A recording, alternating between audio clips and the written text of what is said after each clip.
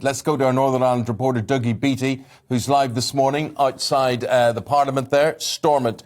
Dougie, how is this likely to go down in Brussels? Because it's obviously real civil disobedience.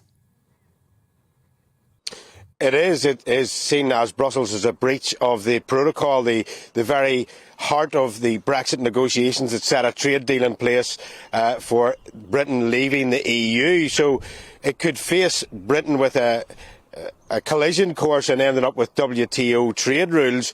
And if that trade war starts, you've got to ask yourself who will be hurt the most by it. Germany is probably the biggest economy in Europe with a GDP, a gross domestic product, of about $3.1 trillion. Britain's next in there at about $2.8 to $3 trillion. France is sort of level pegging with them.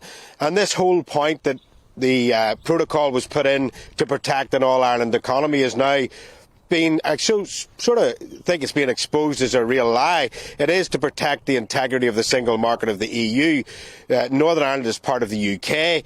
It is part of that fifth largest economy in the world. The Republic of Ireland only has a gross domestic product of about $388 billion per year. It's not even in the top 100, I don't believe. And 65 billion of that comes from the United Kingdom. So if there was a trade war to start here, would Germany really want to cut off its second biggest market in the world, i.e. Britain, especially with what's happening in the Ukraine? And the only person that would really get hurt out of this would be the Republic of Ireland. They get £65 billion worth of trade out of Britain in a year, round about 20% of their gross domestic product.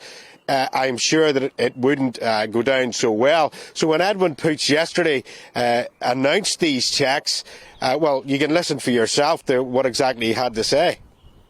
In the absence of executive approval, I have now issued a formal instruction to my Permanent Secretary to halt all checks that were not in place on the 31st of December 2020 from midnight tonight.